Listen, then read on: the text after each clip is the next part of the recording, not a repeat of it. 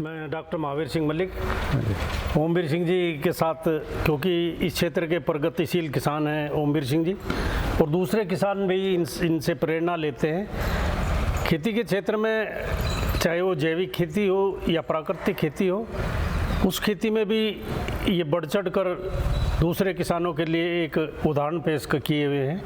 और क्योंकि किसान का एक मुख्य धंधा जहाँ खेती है, उसके साथ पशुपालन से जुड़ा हुआ ही एक सहायक उसका पार्ट है। और पशुपालन में, दुग्ध उत्पादन में ओमवीर सिंह जी एक अपना अच्छा एक मिसाल दूसरे किसानों के लिए पेश कर रहे हैं। तो मैं ओमवीर सिंह जी, आपके पास में कितनी भैंसें हैं यहाँ पर?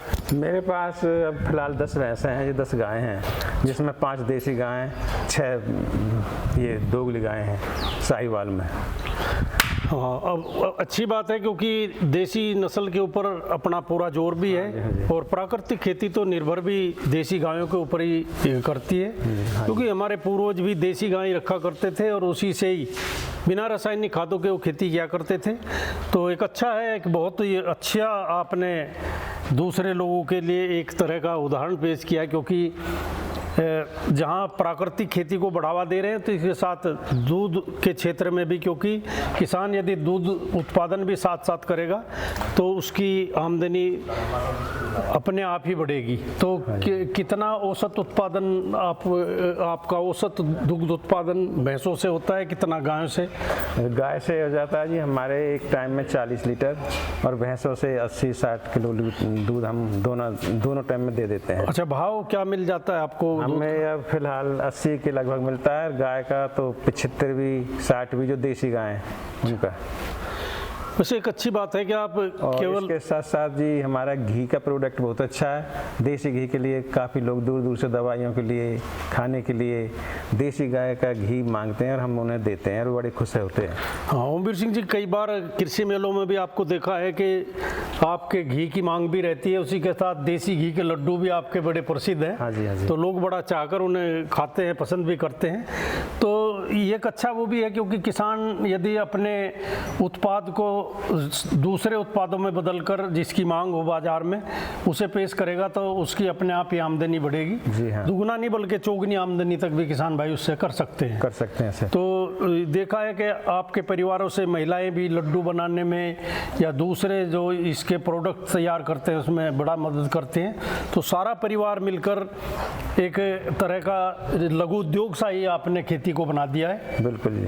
और हमने 2-3 किसान जो बेरोजगार लड़के थे उन्हें भी रोजगार दिया अपने यहाँ। वो हमारे यहाँ जैसे ड्राइवरी करते हैं, कोई भैंसों का चारा ला रहा है सानी के लिए, उन 2-3 आदमियों को रोजगार मिल गया है। हाँ, ओमवीर सिंह जी कहते हैं कि उन्होंने केवल अपने लिए ही नहीं कार्य कर रहे हैं, बल्कि कुछ जो पढ़े लिखे बेरोजगार हैं उन्हें भी वो रोजगार देने का काम करते हैं। उन्हें सिखाते हैं कि किस तरीके से हम पशुओं से ज़्यादा दूध उत्पादन ले सकते हैं, या खेती में कैसे हम कम लागत से अपनी अधिक पैदावार को बढ़ा सकते हैं, या जैसे दूध से घी निकाल कर मक्खन या जिसकी बाज़ार में मांग हो उसे उत्पादन ज़्यादा करके उससे हम कैसे अपनी आमदनी को बढ़ा सकते हैं, अपने रोजगार को हम कायम कर सकते हैं।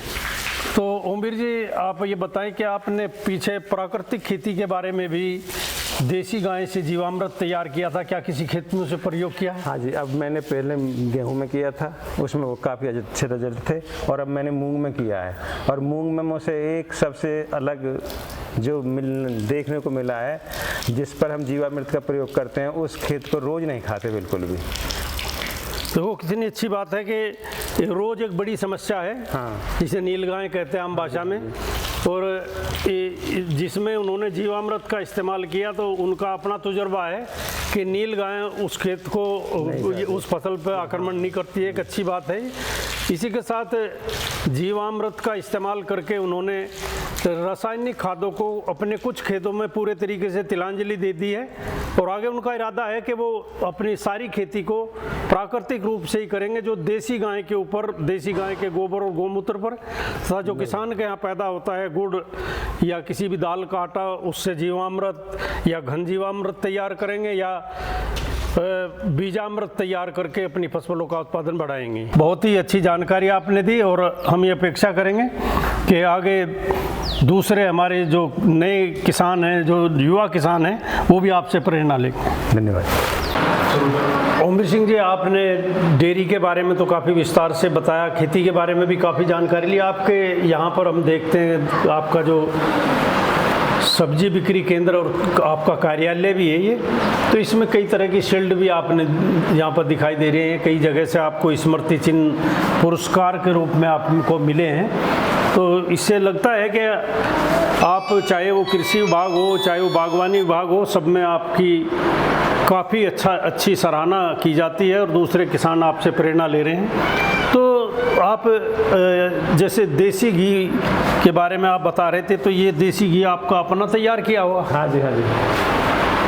तो किस रेट में आप इसकी बिक्री करते हैं? हम इसे 2500-3000 रुपये किलो देते हैं सर। हाँ, ये देसी गाय का शुद्ध घी है जिसे ये 2500 से 3000 रुपये प्रति किलो के हिसाब से बेचते हैं। शुद्धता की इनकी गारंटी है, ये एक अच्छी बात है।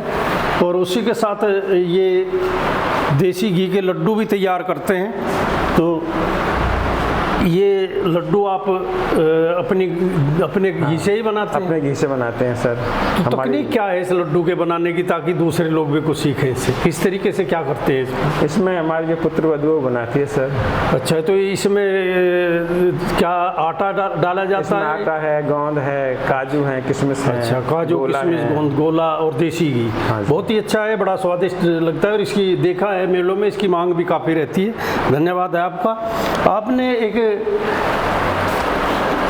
केंचुआ खाद भी आप तैयार करते हैं? जी सर। तो केंचुआ खाद, जैविक खेती में केंचुआ खाद को काफ़ी उपयोगी माना गया है। जी हाँ, क्योंकि मैंने अब रासायनिक खाद डालने बंद कर दिए। केंचुआ खाद और जीवामृत, इनसे ही मैं ज़्यादा खेती करता हूँ। हाँ, प्राकृतिक खेती और जैविक खेती दोनों में ही अपना ज़्यादा विश्वास रखते हैं, क्योंकि रासायनिक खेती में आपका विश्वास है कि इससे जहाँ जल वायु प्रदूषण बढ़ा है, उसी के साथ पर्यावरण प्रदूषण की बड़ी समस्या आई है और मानव स्वास्थ्य के लिए भी एक खतरनाक स्थिति बनती जा रही है, क्योंकि कैंसर जैसे घातक रोग पैदा होते जा रहे हैं। तो आपका इरादा है कि हमारे किसान अपनी आमदनी को बढ़ाने के लिए, अच्छे स्वास्थ्य के लिए, पर्यावरण को शुद्ध बनाए रखने के लिए वो कोशिश करें, प्रयास करें कि वो प्राकृतिक खेती और जैविक खेती की तरफ बढ़े। बिल्कुल बिल्कुल। तो केंचुआ खाद आप क्या अपने ही तैयार करते हैं? हाँ जी। तो कैसे तैयार करते, क्या थोड़ा सा संक्षेप में बताएंगे उसके? जो पक्की नाली बना रखी हैं और उनके ऊपर छाया है बहुत अच्छा, और उसमें केंचुए छोड़ रखे हैं। वो ट्यूबवेल पर बना रखी है मैंने, और पक्की नाली के अंदर ही गोबर डालते हैं? हाँ जी। छाया में, पेड़ों की छाया में पक्की नालियाँ बनाकर, हाँ जी, उनके अंदर आपने गोबर रखा है। गोबर के साथ में उसमें जो दूसरे फसलों के अवशेष है वो भी उसमें डालते हैं। ये बात। और वहाँ पर छाया में ढकने की भी आवश्यकता नहीं पड़ती होगी? पड़ती है जी, हल्के से ढक देते हैं। हल्का सा उसे ढक भी देते हैं। पानी का छिड़काव भी गर्मियों में करते रहते हैं। हाँ जी, हाँ जी। तो उसे 30 से 40 दिन में आपका केंचुआ खाद तैयार हो जाती है। बिल्कुल, हाँ जी। ऊपर से आप उतारते हैं, धीरे धीरे केंचुए नीचे रह जाते हैं। उसके ऊपर फिर दूसरा ठंडा किया हुआ गोबर फिर उसके ऊपर आप डालते हैं। बिल्कुल। तो जिससे केंचुआ खाद फिर तैयार हो जाती है। बहुत ही अच्छी जानकारी आपने दी। और केंचुआ खाद बनाने की तकनीक भी आपने बताई। देसी घी, जैसे किसान पशुपालन करते हैं वो देसी घी पैदा कर सकते हैं या मक्खन पैदा करके बनाकर उससे भी अपना अच्छा लाभ ले सकते हैं। और क्योंकि जैविक जो उत्पाद हैं, हमारे जो प्राकृतिक उत्पाद हैं, उसमें गेहूं की मांग रहती है या दाल दलहनी फसलों की मांग रहती है। सब्जियों को भी सभी ये चाहते हैं कि बिना दवाई की सब्जी उन्हें मिले। तो एक अच्छा वो है कि आप सब्जी उत्पादन में भी रुचि दिखा रहे हैं, लोगों को बिना जहर की सब्जी आप उपलब्ध करा रहे हैं। धन्यवाद।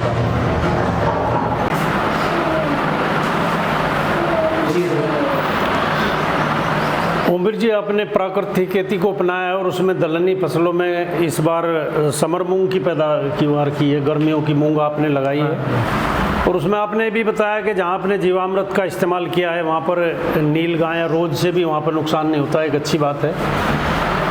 किसानों के लिए भी ये जानकारी है कि वो जीवामृत प्राकृतिक खेती देसी गाय के गोबर और गौमूत्र पर आधारित खेती है और जिससे जीवामृत खाद के लिए तैयार किया जाता है, जो जीवाणुओं का एक तरह का बहुत बड़ा समूह है, जिसमें 200 लीटर पानी में 10 किलोग्राम गाय का गोबर, 10 लीटर गौमूत्र 1 से 1.5 किलो गाय का, 1 से 1.5 किलो देसी गुड़ और उसी के साथ 1 से 1.5 किलो बेसन उसमें मिलाया जाता है। 3 से 4 दिन घड़ी की दिशा में 5-5 मिनट सवेरा शाम उसे घुमाते हैं और उससे 5-6 दिन में इतना बड़ा घोल, ऐसा घोल तैयार होता है जिसमें असंख्य बैक्टीरिया, लाभकारी बैक्टीरिया जो ज़मीन की उर्वरा शक्ति को बढ़ाते हैं, पैदा हो जाते हैं उसमें, और उसे हम जब ज़मीन में मिलाते हैं तो ज़मीन की उर्वरा शक्ति बढ़ती है। तो आपने जीवामृत का इस्तेमाल किया खेत में, तो क्योंकि ज़मीन अन्नपूर्णा है, इसके अंदर सारे पोषक तत्व भरपूर मात्रा में मौजूद है, लेकिन वो एक घुलनशील दशा में चले गई। रासायनिक खादों का इस्तेमाल करने से लाभकारी बैक्टीरिया लगभग या तो सुसुप्त अवस्था में चले गए या केंचुए भी लगभग समाधि लगाए कई फुट ज़मीन में नीचे बैठे। तो आपने जो